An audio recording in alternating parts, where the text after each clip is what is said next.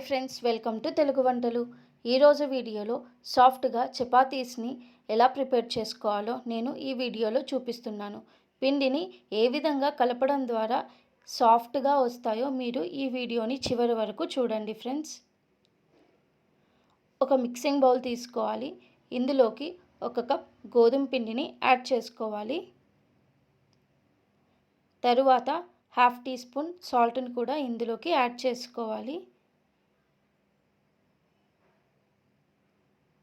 1 spoon పెరుగుని కూడా add చేసుకోవాలండి. ఇలా యాడ్ చేసుకున్న తర్వాత పిండిని బాగా కలుపుకోవాలి. ఉప్పు పెరుగు బాగా కలిసేలాగా కలుపుకొని పిండికి సరిపడా వాటర్ని వేస్తూ పిండిని బాగా మెత్తగా కలుపుకోవాలండి. పిండిని గట్టిగా మెత్తగా కలుపుకోవడం ద్వారా చపాతీలు బాగా సాఫ్ట్గా వస్తాయి.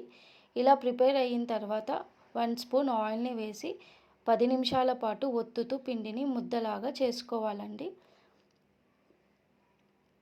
ఈ విధంగా పిండిని బాగా అదుముతూ ఒక రౌల్గా చేసుకొని గంట సేపు పిండిని బాగా నానబెట్టుకోవాలి. 1 గంట తరువాత పిండి ఈ విధంగా ఎంతో సాఫ్ట్గా ఉంటుంది. ఇలా సాఫ్ట్గా ఉన్న పిండిని ఈ విధంగా నేను మూడుగా డివైడ్ చేసుకుంటూ చపాతీని తిక్కుతున్నాను. ఇలా ఒక రోల్గా చేసుకొని ఇందులోకి కొద్దిగా ఆయిల్ని వేస్తూ చిన్నగా చపాతీల సైజ్ లాగా తిక్కుకుంటే ఎంతో సాఫ్ట్గా చపాతీలు బాగా పొంగుతాయి.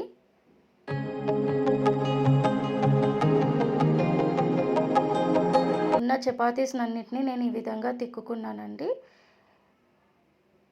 పాన్ బాగా వేడయ్యాక చపాతీల్ని చేసుకున్న వాటిని ఇలా వేసుకొని చేసుకుంటే ఎంతో సాఫ్ట్గా ఉంటాయి. చూస్తున్నారు కదా, ఈ విధంగానే మీకు పొంగుతాయండి.